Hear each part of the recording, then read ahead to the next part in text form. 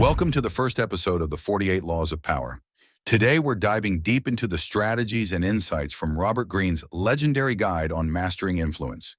Whether you're looking to sharpen your personal skills, navigate complex social situations, or simply understand how power works, this series is for you.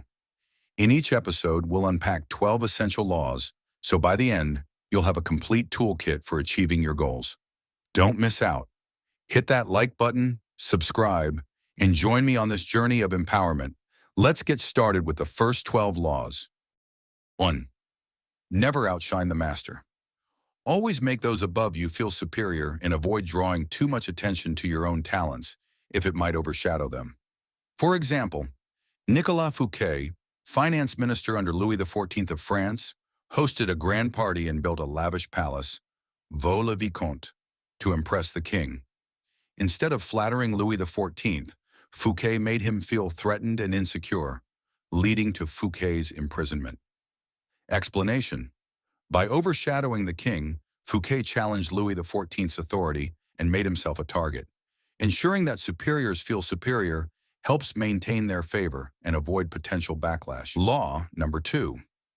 Never put too much trust in friends. Learn how to use enemies. Friends can betray you more easily than enemies. Use enemies strategically, as they may be more reliable. For example, Julius Caesar formed a political alliance with Pompey and Crassus, his enemies, in the First Triumvirate. Despite the eventual breakdown of this alliance, it initially helped him gain significant power. Explanation: allies might betray you, but enemies can be more reliable when they have something to gain, as they have more to prove and less to lose. The third law: conceal your intentions. Keep your plans and goals hidden to avoid interference and sabotage. For example, Winston Churchill kept many of his World War II strategies secret to maintain the element of surprise against the Axis powers. Explanation: revealing your plans can lead to sabotage. By concealing your true intentions, you maintain control and prevent opponents from disrupting your strategies. The fourth law: always say less than necessary. The more you speak, the more likely you are to say something foolish. Be concise and reserved. For example, Henry Kissinger, as Secretary of State, was known for his deliberate and measured speech. His restrained communication helped him maintain a powerful and enigmatic presence in diplomacy. Explanation: speaking less helps avoid the risk of making statements that could backfire. It also enhances your image as someone who is thoughtful and strategic. Law number 5, so much depends on reputation. Guard it with your life.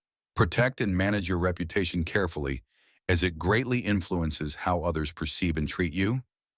For example, Cleopatra, the last active ruler of the Ptolemaic Kingdom of Egypt, carefully managed her public image and alliances to maintain her power and influence. Explanation: a strong reputation can be a powerful asset in gaining and maintaining influence. Protecting it ensures that others view you in a favorable light. Law number 6, court attention at all costs. Stand out and attract attention. Being visible is often more advantageous than being unnoticed. For example, P.T. Barnum, the American showman, used extravagant publicity stunts and sensational advertisements to keep his name in the public eye and ensure his success in the entertainment industry.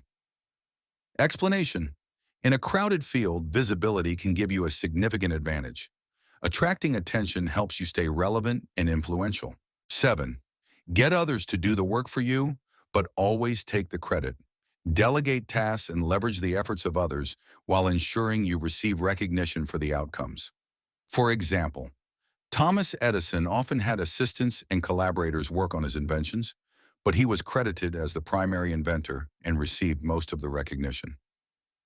Explanation: by letting others do the work while you take the credit, you maximize your own success and maintain control over the outcomes. The 8th law of power: make other people come to you. Use bait if necessary. Create situations where others have to approach you, which puts you in a position of control. For example, Andrew Carnegie used his wealth and philanthropy to attract talented individuals and forge beneficial partnerships, drawing them to him rather than seeking them out. Explanation: by making others come to you, You retain control and can set the terms of the interaction, giving you an advantage in negotiations and relationships.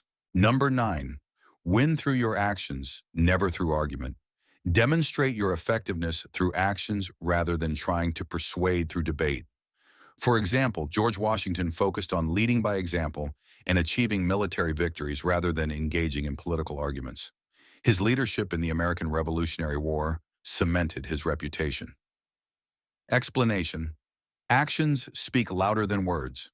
Proving your capability through tangible results is more persuasive and impactful than arguing your case. The 10th law of power. Infection. Avoid the unhappy and unlucky. Stay away from negative and unlucky individuals, as their misfortune and attitude can affect you. For example, Henry Ford surrounded himself with optimistic and competent people who contributed positively to the success of Ford Motor Company, avoiding those who might bring negativity. Explanation. Associating with positive and successful individuals helps maintain your own success and morale. Negative influences can hinder your progress and well-being. The law number 11. Learn to keep people dependent on you. Ensure that others rely on you for their success or well-being, which secures your power and influence. For example, Louis XIV of France centralized power and made the nobility dependent on his favor and court life for their status and influence, thereby solidifying his control. Explanation. Creating dependence ensures that others have a vested interest in maintaining their relationship with you, reinforcing your position and influence. 12. Use selective honesty and generosity to disarm your victim. Make them more vulnerable to influence. Strategic acts of honesty and generosity make others more trusting and vulnerable, providing you with the leverage needed to achieve your goals. Thanks for joining us for the first 12 laws of power. Remember, this is just the beginning of your journey to mastering influence. If you found these insights helpful, don't forget to like, subscribe, and share this video with others. We'll see you in the next episode for 12 more powerful laws. Stay tuned.